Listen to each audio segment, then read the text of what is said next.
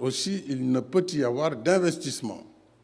Ce gaz, il dort depuis la nuit des temps à 100 km au large de Saint-Louis et à 3000 mètres de profondeur sous l'eau.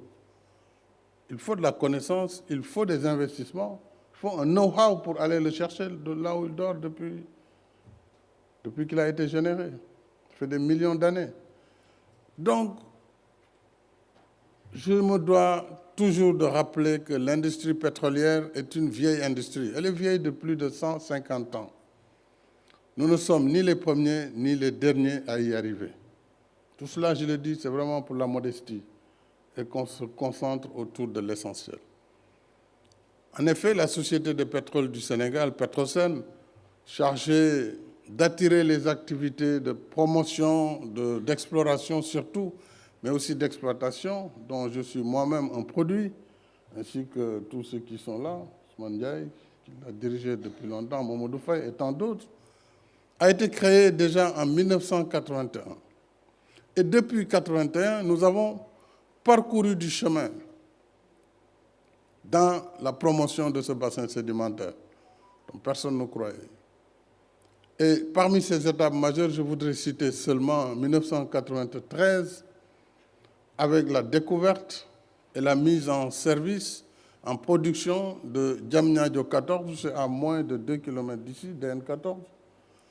C'était un des premiers puits de gaz découverts en cette période et qui a été mis en service pour la première turbine à gaz de la Sénélec au Cap des Biches. 1996, découverte également du gisement de Gadiaga, dans la région de Thiès, pas très loin d'ici, dans la commune de Notto-Gouye-Diama, à Gadiaga plus précisément. Et cela également, ce puits a permis d'alimenter et la Sénélec et la Sococim à partir de 2001. 1998, adoption d'un code pétrolier pour attirer les investissements dans l'exploration au niveau de notre bassin sédimentaire. 2014, donc que de chemin parcouru. Première découverte significative du gisement de pétrole de Sangomar.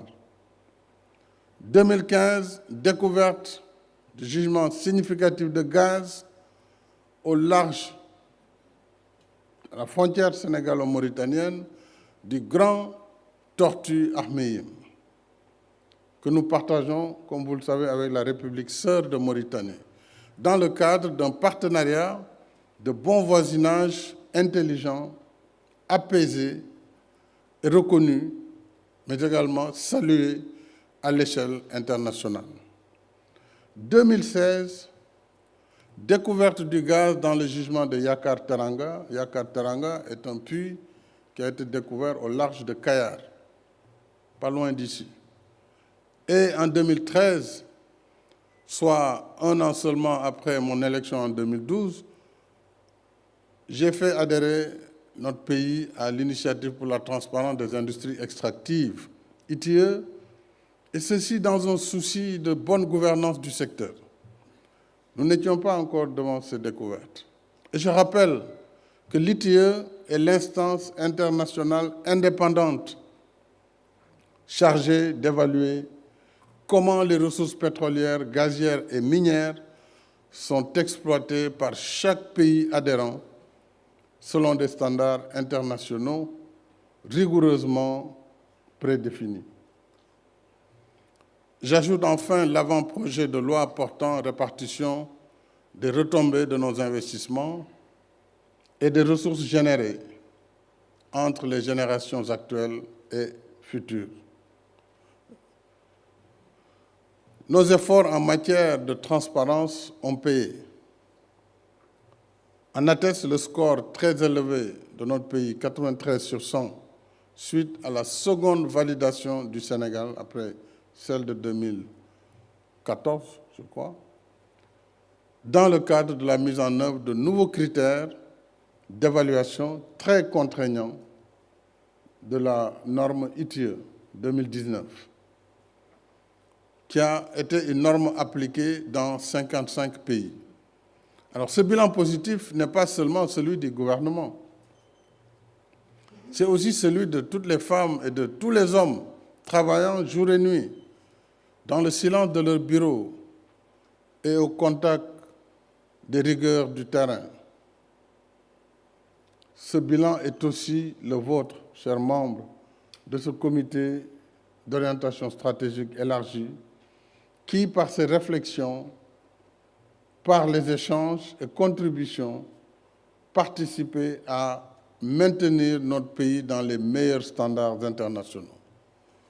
Soyons donc fiers de notre bilan, mais sans dormir sur nos lauriers. Cultivons le langage de vérité qui éclaire notre chemin pour améliorer nos performances. Et une de ces performances est d'ailleurs symbolisée par la date d'aujourd'hui, 21 décembre 2021. Et cette date n'est pas fortuite. Ce 21 décembre 2021 marque 3 ans, jour pour jour, la signature le 21 décembre 2018 des accords pour la construction de notre premier projet gazier, construction aujourd'hui achevée à presque 70%.